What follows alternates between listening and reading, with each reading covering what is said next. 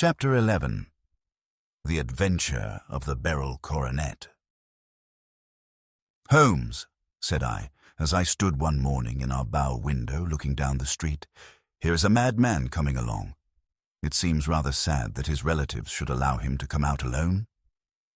My friend rose lazily from his armchair and stood with his hands in the pockets of his dressing gown, looking over my shoulder.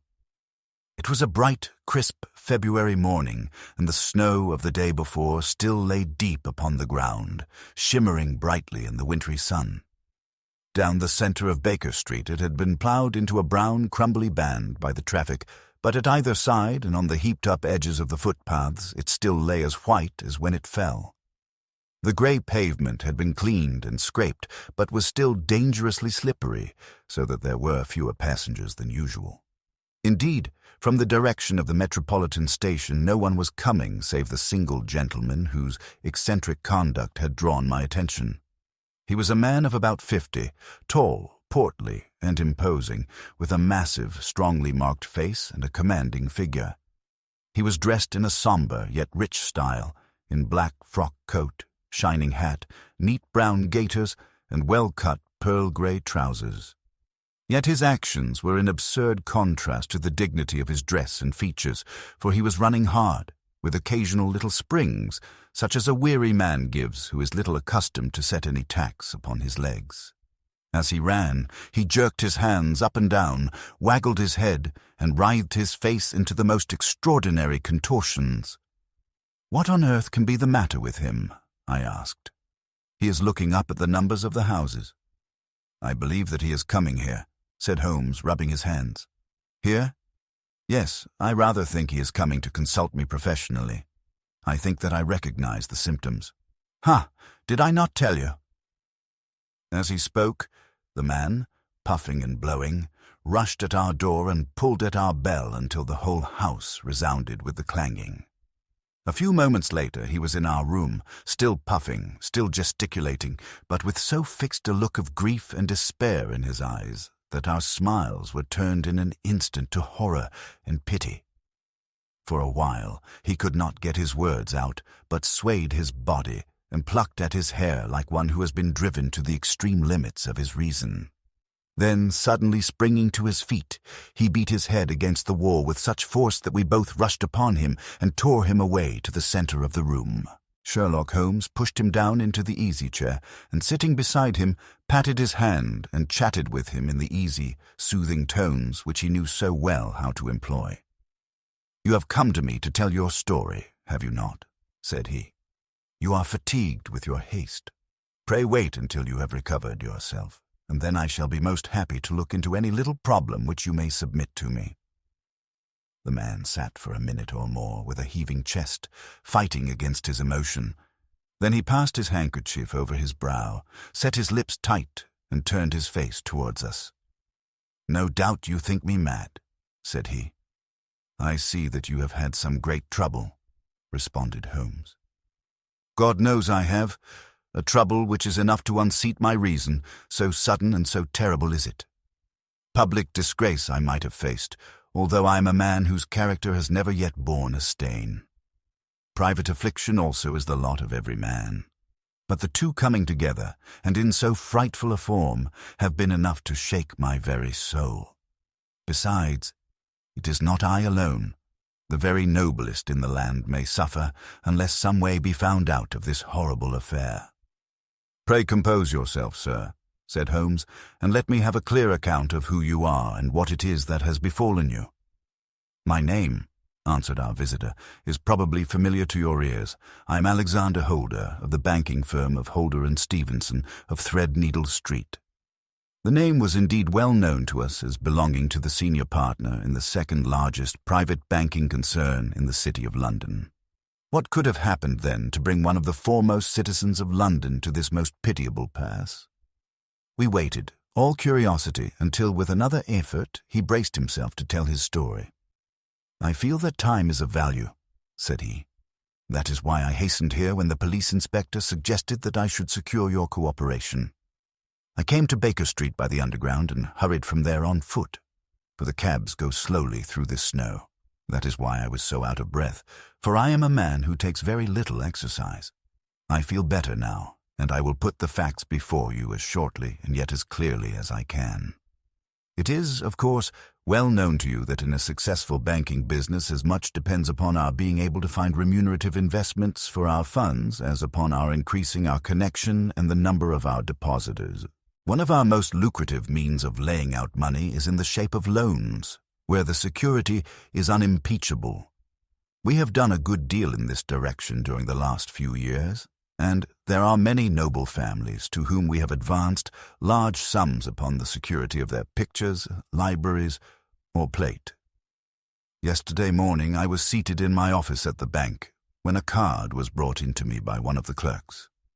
I started when I saw the name, for it was that of none other than, well, perhaps even to you, I had better say no more than that it was a name which is a household word all over the earth, one of the highest, noblest, most exalted names in England.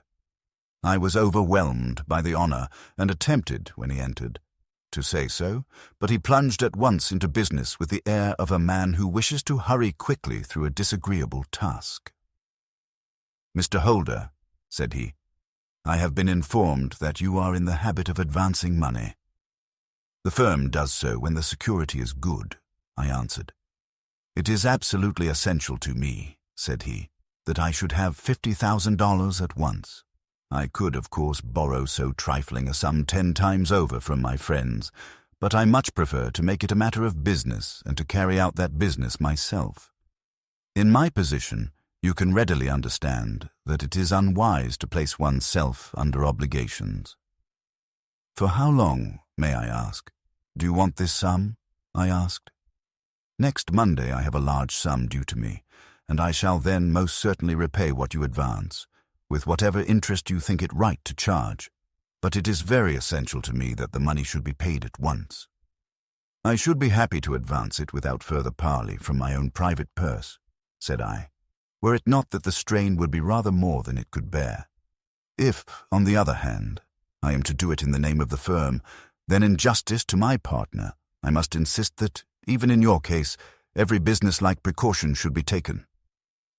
"I should much prefer to have it so," said he, raising up a square black morocco case which he had laid beside his chair. "You have doubtless heard of the Beryl Coronet. One of the most precious public possessions of the empire," said I. "Precisely." He opened the case, and there, embedded in soft, flesh-colored velvet, lay the magnificent piece of jewelry which he had named. "There are 39 enormous beryls," said he, "and the price of the gold chasing is incalculable. The lowest estimate would put the worth of the coronet at double the sum which I have asked. I am prepared to leave it with you as my security." I took the precious case into my hands and looked in some perplexity from it to my illustrious client. "You doubt its value?" he asked. "Not at all. I only doubt the propriety of my leaving it. You may set your mind at rest about that. I should not dream of doing so were it not absolutely certain that I should be able in 4 days to reclaim it. It is a pure matter of form. Is the security sufficient?"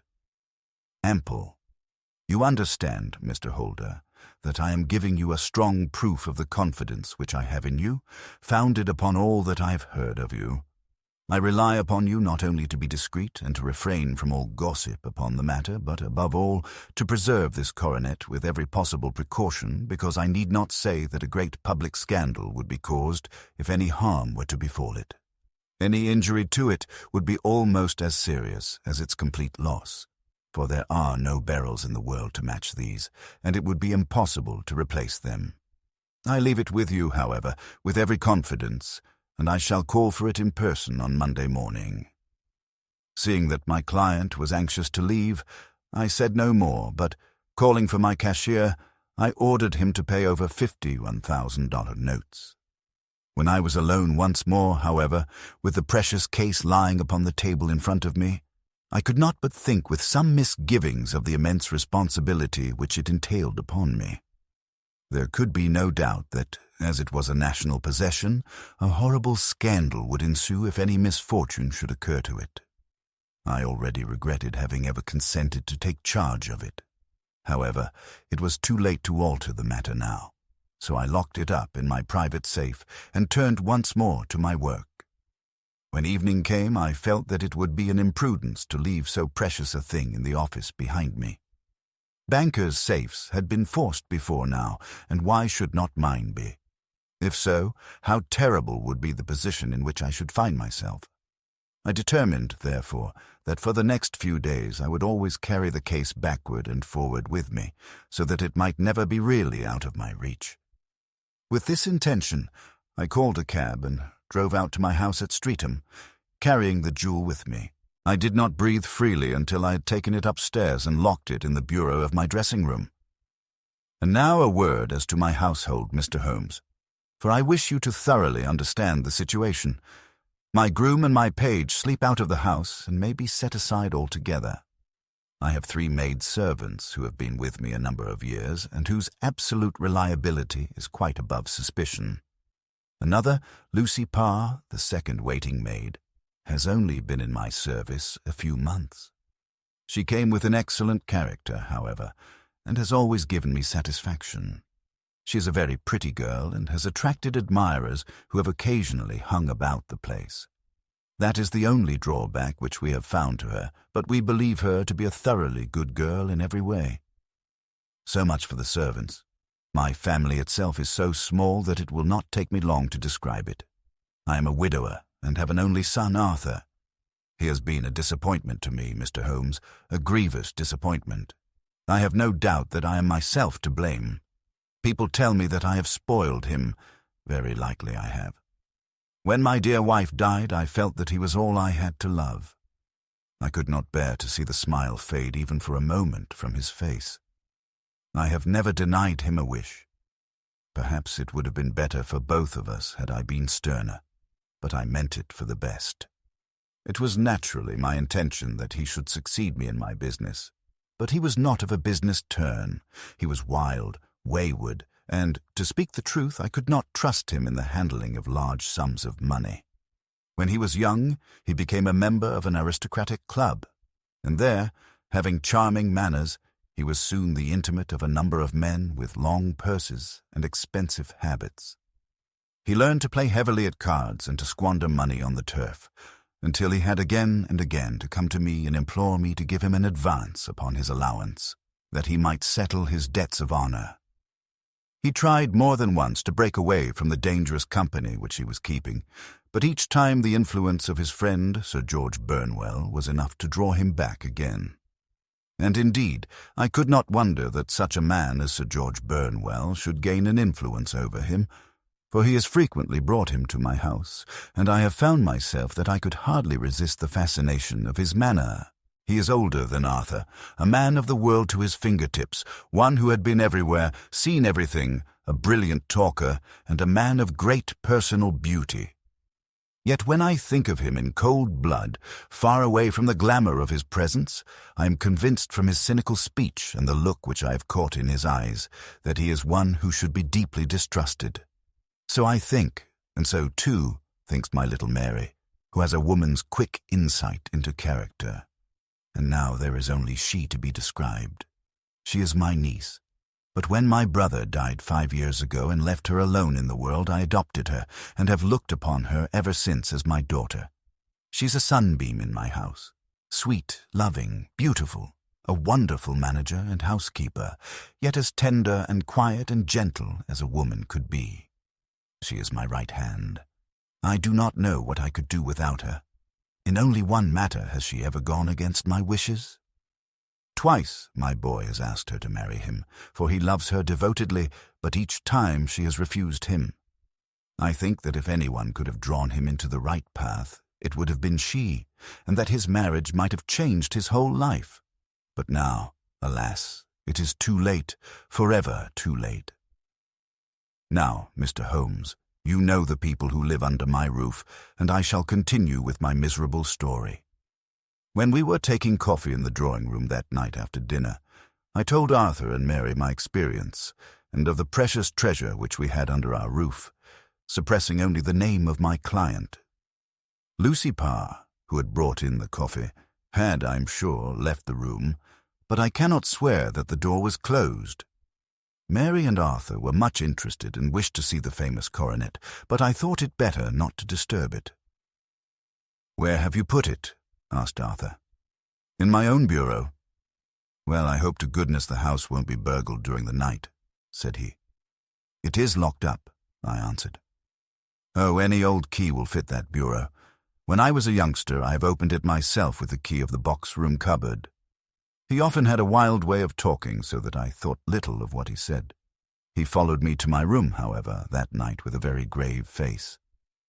"Look here, Dad," said he with his eyes cast down. "Can you let me have 200? "No, I cannot," I answered sharply. "I have been far too generous with you in money matters." "You have been very kind," said he, "but I must have this money, or else I can never show my face inside the club again." "And a very good thing, too," I cried. "Yes, but you would not have me leave it a dishonored man," said he. "I could not bear the disgrace. I must raise the money in some way, and if you will not let me have it, then I must try other means." I was very angry, for this was the third demand during the month. "You shall not have a farthing from me," I cried, on which he bowed and left the room without another word. When he was gone, I unlocked my bureau, made sure that my treasure was safe, and locked it again. Then I started to go round the house to see that all was secure, a duty which I usually leave to Mary, but which I thought it well to perform myself that night. As I came down the stairs, I saw Mary herself at the side window of the hall, which she closed and fastened as I approached. "Tell me, Dad," said she, looking, I thought, a little disturbed. "Did you give Lucy, the maid, leave to go out tonight?" "Certainly not." "She came in just now by the back door. I have no doubt that she has only been to the side gate to see someone, but I think that it is hardly safe and should be stopped. You must speak to her in the morning, or I will if you prefer it. Are you sure that everything is fastened?" "Quite sure, Dad." "Then, good night." I kissed her and went up to my bedroom again, where I was soon asleep. "I'm endeavoring to tell you everything, Mr. Holmes, which may have any bearing upon the case, but I beg that you will question me upon any point which I do not make clear. On the contrary, your statement is singularly lucid. I come to a part of my story now in which I should wish to be particularly so. I'm not a very heavy sleeper, and the anxiety in my mind tended, no doubt, to make me even less so than usual. About 2 a.m, then, I was awakened by some sound in the house. It had ceased ere I was wide awake, but it had left an impression behind it as though a window had gently closed somewhere. I lay listening with all my ears. Suddenly, to my horror, there was a distinct sound of footsteps moving softly in the next room. I slipped out of bed, all palpitating with fear, and peeped around the corner of my dressing-room door. "Arthur," I screamed, "you villain, you thief! How dare you touch that coronet?" The gas was half up as I had left it, and my unhappy boy, dressed only in his shirt and trousers, was standing beside the light, holding the coronet in his hands. He appeared to be wrenching at it, or bending it with all his strength. At my cry he dropped it from his grasp and turned as pale as death. I snatched it up and examined it. One of the gold corners, with 3 of the barrels in it, was missing. "You blackguard!" I shouted, beside myself with rage. "You have destroyed it. You have dishonored me forever. Where are the jewels which you have stolen?" "Stolen!" he cried. "Yes, thief!" I roared, shaking him by the shoulder. "There are none missing. There cannot be any missing," said he. "There are 3 missing, and you know where they are. Must I call you a liar as well as a thief? Did I not see you trying to tear off another piece?" "You have called me names enough," said he. "I will not stand it any longer. I shall not say another word about this business, since you have chosen to insult me. I will leave your house in the morning and make my own way in the world." "You shall leave it in the hands of the police," I cried, half mad with grief and rage. "I shall have this matter probed to the bottom." "You shall learn nothing from me," said he with a passion such as I should not have thought was in his nature. If you choose to call the police, let the police find what they can." By this time the whole house was astir, for I had raised my voice in my anger. Mary was the first to rush into my room, and at the sight of the coronet and of Arthur's face, she read the whole story and, with a scream, fell down senseless on the ground. I sent the housemaid for the police and put the investigation into their hands at once. When the inspector and a constable entered the house, Arthur, who had stood sullenly with his arms folded, asked me whether it was my intention to charge him with theft. I answered that it had ceased to be a private matter, but had become a public one, since the ruined coronet was national property. I was determined that the law should have its way in everything. "At least," said he, "you will not have me arrested at once. It would be to your advantage as well as mine if I might leave the house for 5 minutes. That you may get away, or perhaps that you may conceal what you have stolen," said I. And then, realizing the dreadful position in which I was placed, I implored him to remember that not only my honor but that of one who was far greater than I was at stake, and that he threatened to raise a scandal which would convulse the nation. He might avert it all if he would but tell me what he had done with the 3 missing stones. "You may as well face the matter," said I. "You have been caught in the act, and no confession could make your guilt more heinous. If you but make such reparation as is in your power, by telling us where the Beryls are, all shall be forgiven and forgotten." "Keep your forgiveness for those who ask for it," he answered, turning away from me with a sneer. I saw that he was too hardened for any words of mine to influence him. There was but one way for it. I called in the inspector and gave him into custody. A search was made at once not only of his person, but of his room and of every portion of the house where he could possibly have concealed the gems. But no trace of them could be found, nor would the wretched boy open his mouth for all our persuasions and our threats. This morning he was removed to a cell, and I, after going through all the police formalities, have hurried round to you to implore you to use your skill in unravelling the matter. The police have openly confessed that they can at present make nothing of it. You may go to any expense which you think necessary. I've already offered a reward of $1,000. My God, what shall I do? I have lost my honor, my gems, and my son in one night. Oh, what shall I do?" He put a hand on either side of his head and rocked himself to and fro, droning to himself like a child whose grief has got beyond words. Sherlock Holmes sat silent for some few minutes, with his brows knitted and his eyes fixed upon the fire. "Do you receive much company?" he asked. "None save my partner with his family and an occasional friend of Arthur's. Sir George Burnwell has been several times lately. No one else, I think. Do you go out much in society?" "Arthur does. Mary and I stay at home. We neither of us care for it." "That is unusual in a young girl. She is of a quiet nature. Besides, she is not so very young. She is 24. This matter, from what you say, seems to have been a shock to her also. Terrible. She is even more affected than I. You have neither of you any doubt as to your son's guilt?" "How can we have when I saw him with my own eyes with the coronet in his hands? I hardly consider that a conclusive proof. Was the remainder of the coronet at all injured?" "Yes, it was twisted." "Do you not think, then, that he might have been trying to straighten it?" "God bless you. You're doing what you can for him and for me. But it is too heavy a task. What was he doing there at all? If his purpose were innocent, why did he not say so?" "Precisely. And if it were guilty, why did he not invent a lie? His silence appears to me to cut both ways. There are several singular points about the case. What did the police think of the noise which awoke you from your sleep?" "They considered that it might be caused by Arthur's closing his bedroom door."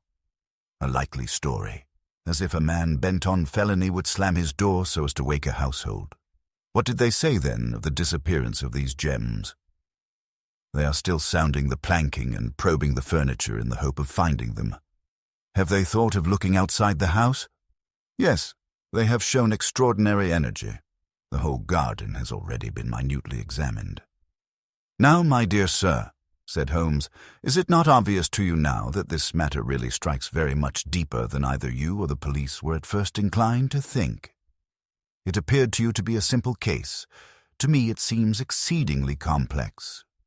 Consider what is involved by your theory.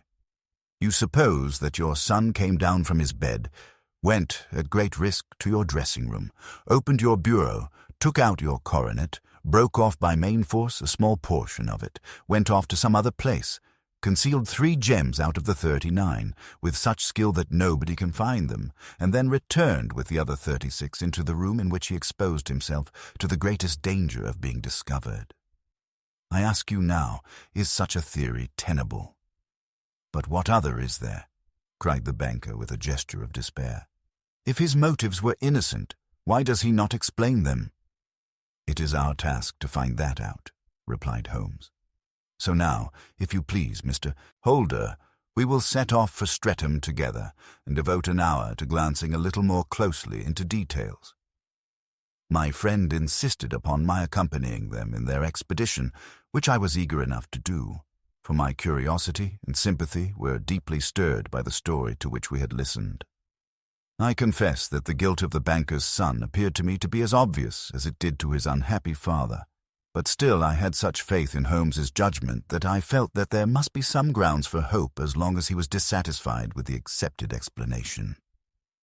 He hardly spoke a word the whole way out to the southern suburb, but sat with his chin upon his breast and his hat drawn over his eyes, sunk in the deepest thought. Our client appeared to have taken fresh heart at the little glimpse of hope which had been presented to him, and he even broke into a desultory chat with me over his business affairs. A short railway journey and a shorter walk brought us to Fairbank, the modest residence of the great financier. Fairbank was a good-sized square house of white stone, standing back a little from the road. A double carriage sweep with a snow-clad lawn stretched down in front to 2 large iron gates which closed the entrance. On the right side was a small wooden thicket which led into a narrow path between 2 neat hedges stretching from the road to the kitchen door and forming the tradesman's entrance. On the left ran a lane which led to the stables, and was not itself within the grounds at all, being a public, though little-used, thoroughfare. Holmes left us standing at the door and walked slowly all round the house, across the front, down the tradesman's path, and so round by the garden behind into the stable lane. So long was he that Mr. Holder and I went into the dining-room and waited by the fire until he should return. We were sitting there in silence when the door opened and a young lady came in. She was rather above the middle height, slim, with dark hair and eyes, which seemed the darker against the absolute pallor of her skin. I do not think that I have ever seen such deadly paleness in a woman's face. Her lips, too, were bloodless, but her eyes were flushed with crying. As she swept silently into the room, she impressed me with a greater sense of grief than the banker had done in the morning, and it was the more striking in her as she was evidently a woman of strong character, with immense capacity for self-restraint. Disregarding my presence, she went straight to her uncle and passed her hand over his head with a sweet, womanly caress. "You have given orders that Arthur should be liberated. Have you not, Dad?" she asked. "No, no, my girl. The matter must be probed to the bottom. But I am so sure that he is innocent. You know what woman's instincts are. I know that he has done no harm and that you will be sorry for having acted so harshly. Why is he silent, then, if he is innocent? Who knows? Perhaps because he was so angry that you should suspect him. How could I help suspecting him when I actually saw him with the coronet in his hand? Oh, but he had only picked it up to look at it. Oh, do take my word for it that he is innocent. Let the matter drop and say no more. It is so dreadful to think of our dear Arthur in prison. I shall never let it drop until the gems are found. Never, Mary.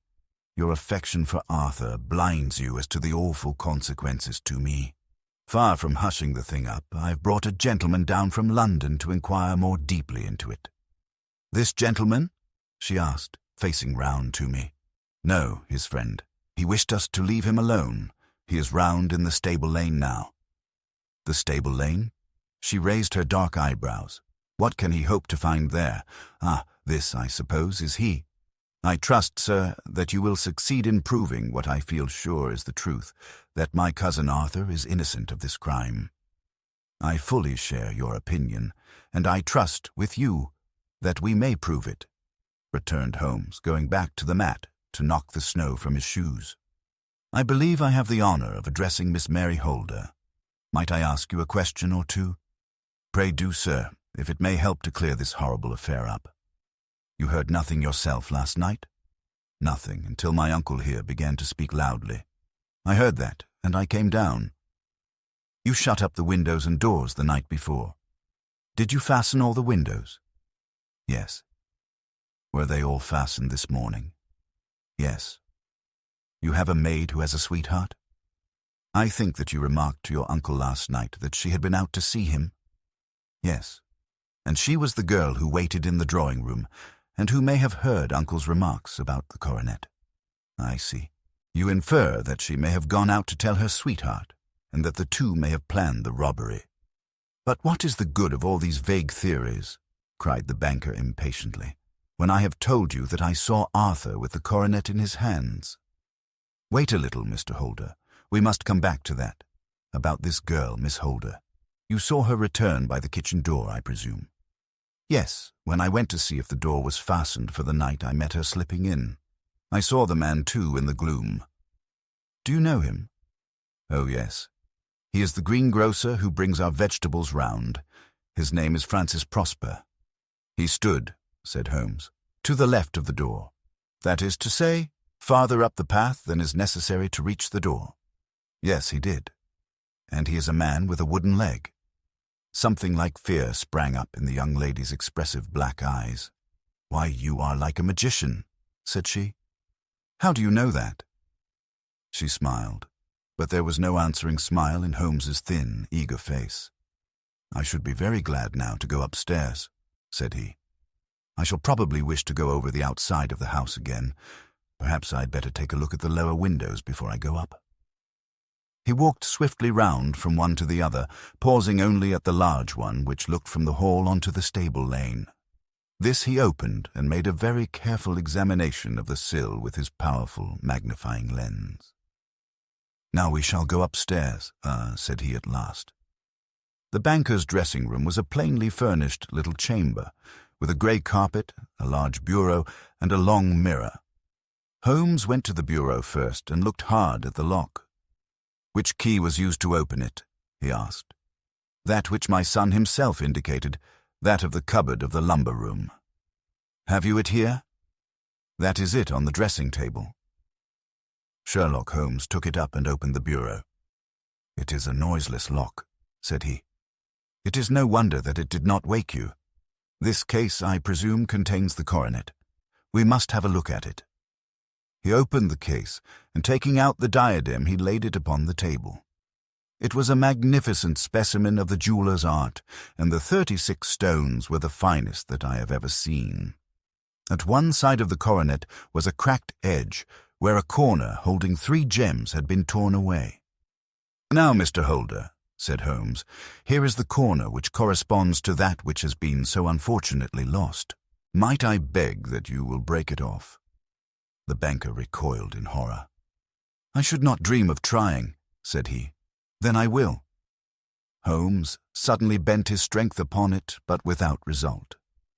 "I feel it give a little," said he, "but though I am exceptionally strong in the fingers, it would take me all my time to break it. An ordinary man could not do it. Now, what do you think would happen if I did break it, Mr. Holder? There would be a noise like a pistol shot. Do you tell me that all this happened within a few yards of your bed and that you heard nothing of it? I do not know what to think. It is all dark to me, but perhaps it may grow lighter as we go. What do you think, Miss Holder?" I confess that I still share my uncle's perplexity. "Your son had no shoes or slippers on when you saw him?" "He had nothing on save only his trousers and shirt." "Thank you. We have certainly been favored with extraordinary luck during this inquiry, and it will be entirely our own fault if we do not succeed in clearing the matter up. With your permission, Mr. Holder, I shall now continue my investigations outside." He went alone at his own request, for he explained that any unnecessary footmarks might make his task more difficult. For an hour or more he was at work, returning at last with his feet heavy with snow and his features as inscrutable as ever. "I think that I have seen now all that there is to see, Mr. Holder," said he. "I can serve you best by returning to my rooms." "But the gems, Mr. Holmes, where are they?" "I cannot tell." The banker wrung his hands. "I shall never see them again," he cried. "And my son, you give me hopes?" "My opinion is in no way altered." "Then, for God's sake, what was this dark business which was acted in my house last night?" "If you can call upon me at my Baker Street rooms tomorrow morning between 9 and 10, I shall be happy to do what I can to make it clearer. I understand that you give me carte blanche to act for you, provided only that I get back the gems, and that you place no limit on the sum I may draw. I would give my fortune to have them back." "Very good. I shall look into the matter between this and then. Goodbye. It is just possible that I may have to come over here again before evening." It was obvious to me that my companion's mind was now made up about the case, although what his conclusions were was more than I could even dimly imagine.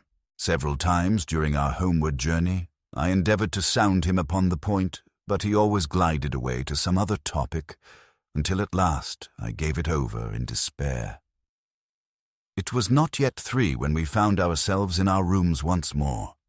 He hurried to his chamber and was down again in a few minutes, dressed as a common loafer, with his collar turned up, his shiny seedy coat, his red cravat, and his worn boots. He was a perfect sample of the class. "I think that this should do," said he, glancing into the glass above the fireplace. "I only wish that you could come with me, Watson, but I fear that it won't do. I may be on the trail in this matter, or I may be following a will-o'-the-wisp, but I shall soon know which it is. I hope that I may be back in a few hours." He cut a slice of beef from the joint upon the sideboard, sandwiched it between 2 rounds of bread, and thrusting this rude meal into his pocket, he started off upon his expedition. I had just finished my tea when he returned, evidently in excellent spirits, swinging an old elastic-sided boot in his hand. He chucked it down into a corner and helped himself to a cup of tea. "I only looked in as I passed," said he. "I'm going right on."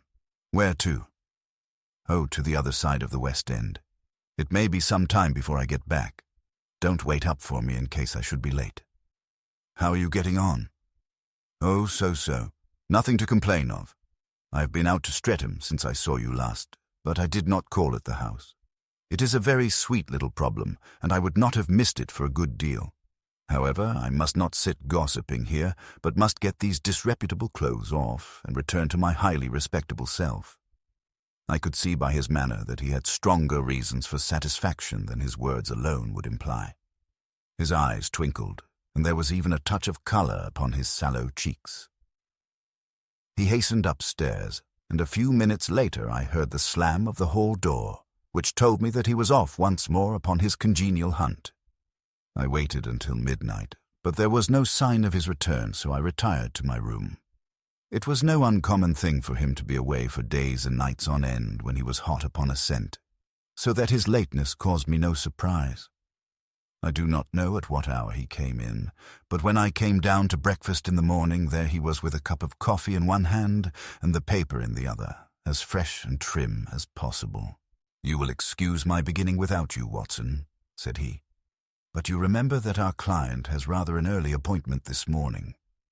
"Why, it is after 9 now," I answered.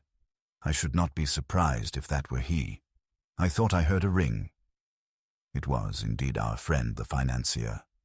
I was shocked by the change which had come over him, for his face, which was naturally of a broad and massive mould, was now pinched and fallen in, while his hair seemed to me at least a shade whiter.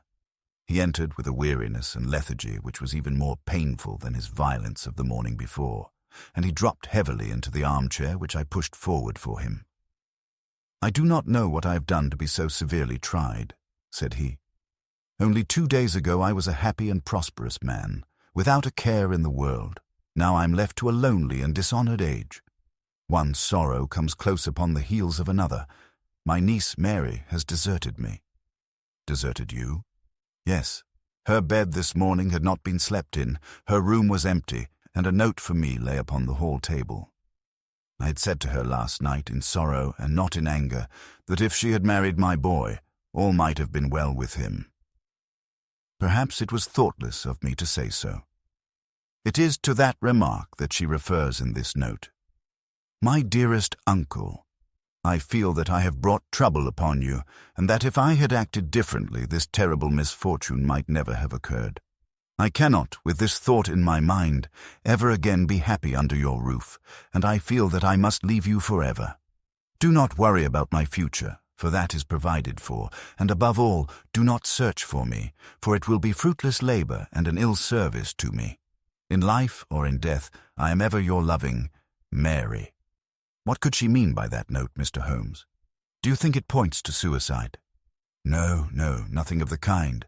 It is perhaps the best possible solution. I trust, Mr. Holder, that you are nearing the end of your troubles. Ha! You say so. You have heard something, Mr. Holmes. You have learned something. Where are the gems?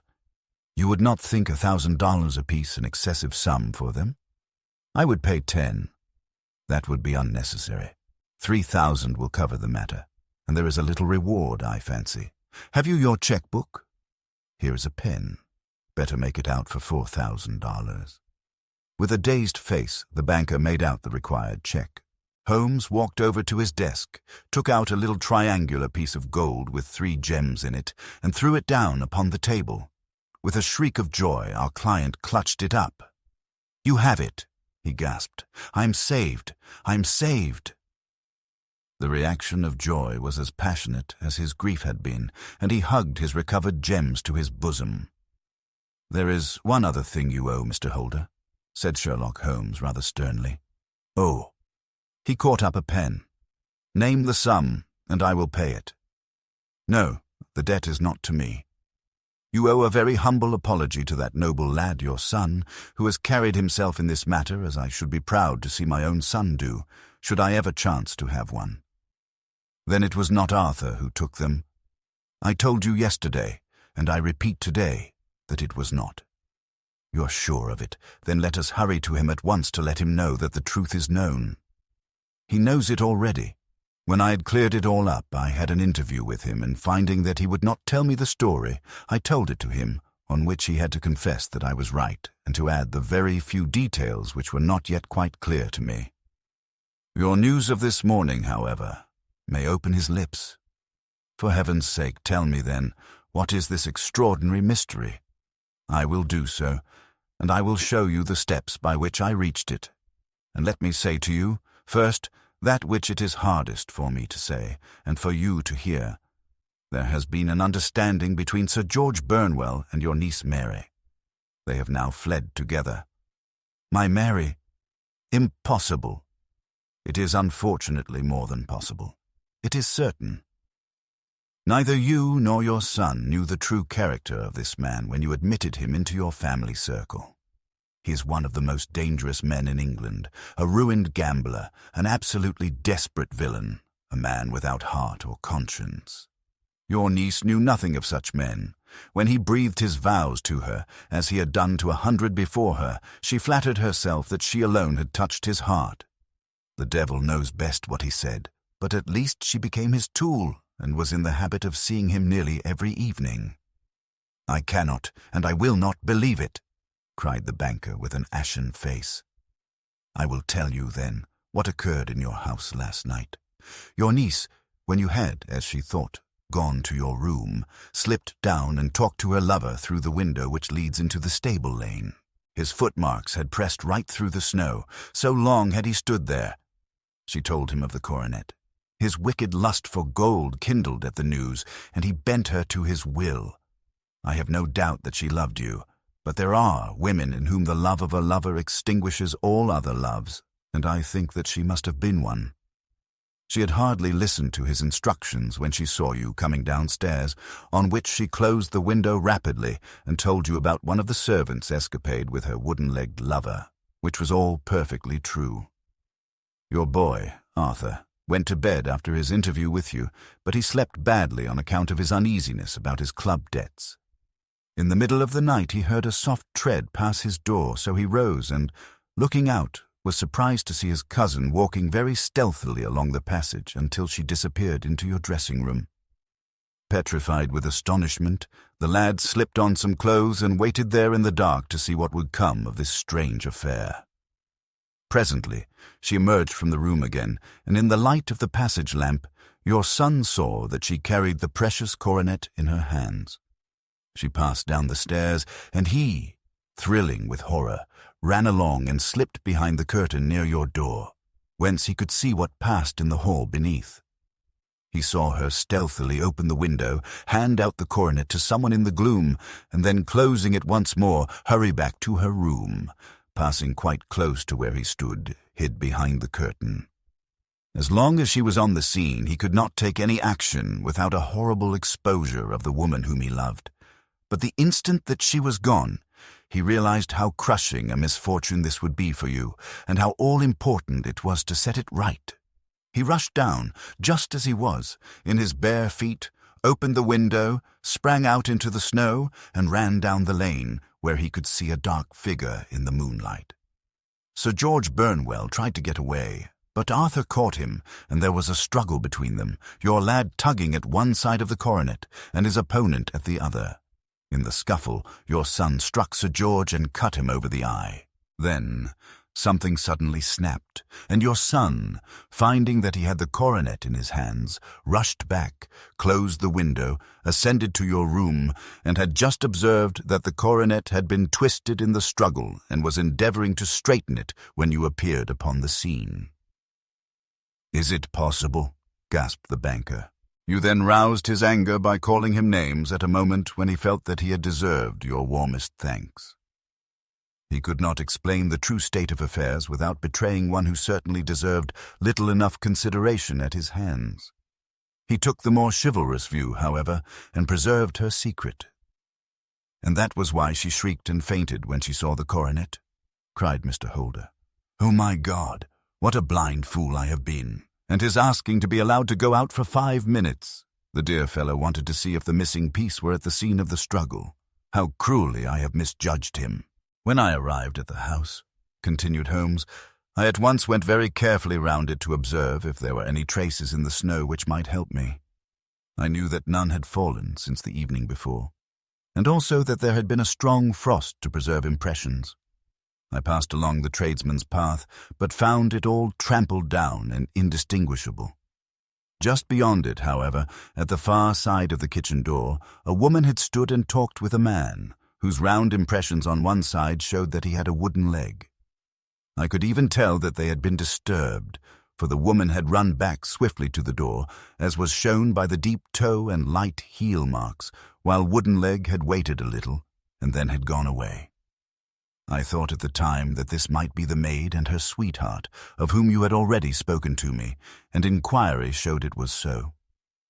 I passed round the garden without seeing anything more than random tracks, which I took to be the police, but when I got into the stable lane a very long and complex story was written in the snow in front of me.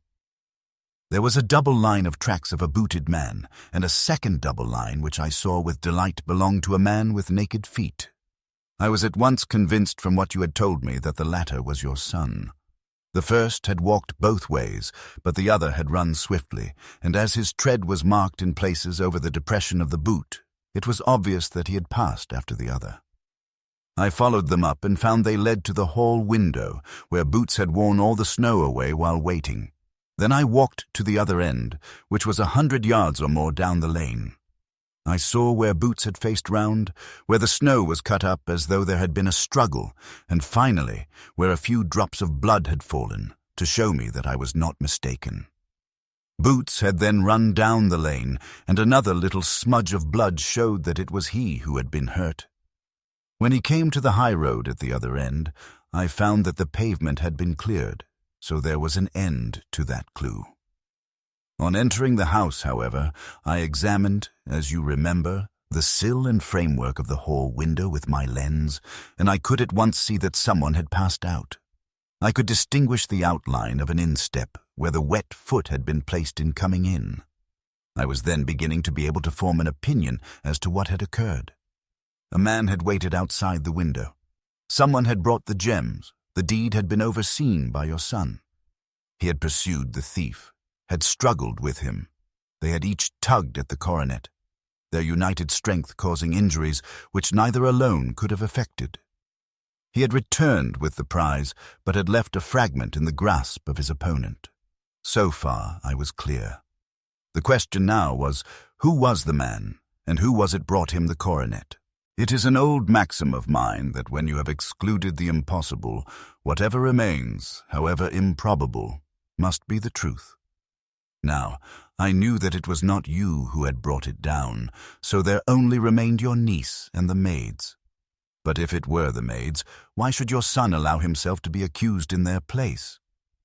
There could be no possible reason. As he loved his cousin, however, there was an excellent explanation why he should retain her secret, the more so as the secret was a disgraceful one. When I remembered that you had seen her at that window, and how she had fainted on seeing the coronet again, my conjecture became a certainty. And who could it be who was her confederate? A lover, evidently, for who else could outweigh the love and gratitude which she must feel to you? I knew that you went out little, and that your circle of friends was a very limited one. But among them was Sir George Burnwell. I had heard of him before as being a man of evil reputation among women. It must have been he who wore those boots and retained the missing gems. Even though he knew that Arthur had discovered him, he might still flatter himself that he was safe, for the lad could not say a word without compromising his own family. Well, your own good sense will suggest what measures I took next. I went in the shape of a loafer to Sir George's house, managed to pick up an acquaintance with his valet, learned that his master had cut his head the night before, and, finally, at the expense of 6 shillings, made all sure by buying a pair of his cast-off shoes. With these I journeyed down to Streatham and saw that they exactly fitted the tracks. "I saw an ill-dressed vagabond in the lane yesterday evening," said Mr. Holder. "Precisely." "It was I. I found that I had my man, so I came home and changed my clothes. It was a delicate part, which I had to play then, for I saw that a prosecution must be avoided to avert scandal, and I knew that so astute a villain would see that our hands were tied in the matter. I went and saw him. At first, of course, he denied everything, but when I gave him every particular that had occurred, he tried to bluster and took down a life-preserver from the wall. I knew my man, however, and I clapped a pistol to his head before he could strike. Then he became a little more reasonable. I told him that we would give him a price for the stones he held, £1,000 apiece. That brought out the first signs of grief that he had shown. "Why, dash it all," said he, "I've let them go at 600 for the 3. I soon managed to get the address of the receiver who had them, on promising him that there would be no prosecution. Off I set to him, and after much chaffering I got our stones at £1,000 apiece. Then I looked in upon your son, told him that all was right, and eventually got to my bed about 2 o'clock, after what I may call a really hard day's work." "A day which has saved England from a great public scandal," said the banker, rising. "Sir, I cannot find words to thank you, but you shall not find me ungrateful for what you have done. Your skill has indeed exceeded all that I have heard of it, and now I must fly to my dear boy to apologize to him for the wrong which I have done him.